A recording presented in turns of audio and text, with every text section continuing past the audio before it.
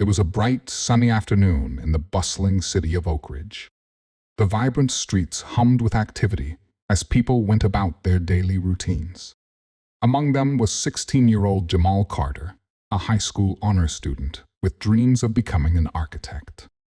Jamal had just finished his basketball practice and was walking home, his gym bag slung over his shoulder. Jamal lived in a predominantly black neighborhood on the east side of the city. Despite its reputation for tight-knit community bonds, the area often bore the brunt of systemic neglect and prejudices. Jamal was aware of these challenges, but he refused to let them define him. With his father, James Carter, a successful civil rights attorney, and his mother, Angela Carter, a respected teacher, Jamal was raised with a deep sense of pride and purpose. As Jamal crossed a busy intersection, he noticed two police officers sitting in a patrol car parked nearby. Officers Gerald Manning and Daniel Blake were notorious in the community for their biased policing and heavy-handed tactics. Their mere presence sent a ripple of unease through the neighborhood. Jamal kept his head down and continued walking. However, his tall, athletic build and confident stride seemed to draw the officer's attention.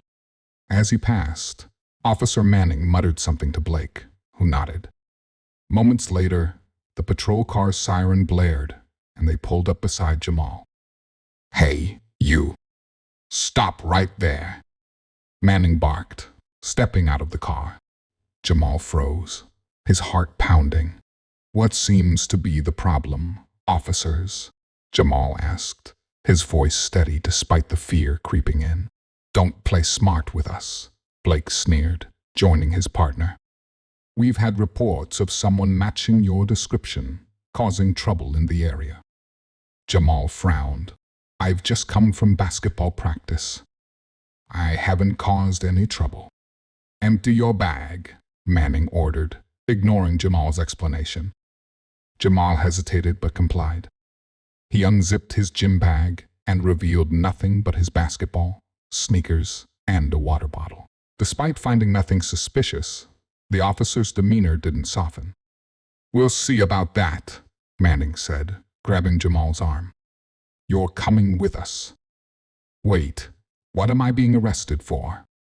Jamal protested, panic rising. "Suspicion of theft," Blake replied curtly. "Now stop resisting." By now, a small crowd had gathered, murmuring in disbelief. Among them was Mrs. Jenkins, a retired school teacher who had known Jamal since he was a child. "Officers, this boy is no thief," she exclaimed. "He's one of the best kids in this neighborhood." "Stay out of this, ma'am," Manning snapped, tightening his grip on Jamal. Despite his protests and the crowd's objections, Jamal was handcuffed and shoved into the patrol car. At the station, Jamal was placed in a holding cell. The officers filed their report, fabricating details to justify the arrest. Meanwhile, Jamal sat on the cold bench, his mind racing. He knew he hadn't done anything wrong, but the weight of the situation pressed heavily on him. Unbeknownst to the officers, Jamal had managed to make a quick call to his father during the commotion. James Carter arrived at the station within the hour, his face a mask of calm determination. He was dressed impeccably in a tailored suit, his presence commanding respect. "I'm here to see my son, Jamal Carter," he said to the desk officer, his tone leaving no room for argument. Officer Manning, seeing James, smirked. "And you are?" "James Carter, attorney at law," he replied, handing over his business card. "And I'd like to see my son now." Realizing who they were dealing with, the officers hesitated. James Carter was not just any attorney. He was one of the most prominent civil rights lawyers in the state, known for holding law enforcement accountable for misconduct. Manning's smug demeanor faltered. "Your son was arrested on suspicion of theft," he began. "Suspicion without evidence?" James interrupted, his voice steely. "I'd like to see the report, and any so-called evidence you have. Blake fumbled with his words. Well, we're still investigating. Release my son immediately, James demanded, or I'll ensure this department faces a lawsuit for unlawful arrest and racial profiling.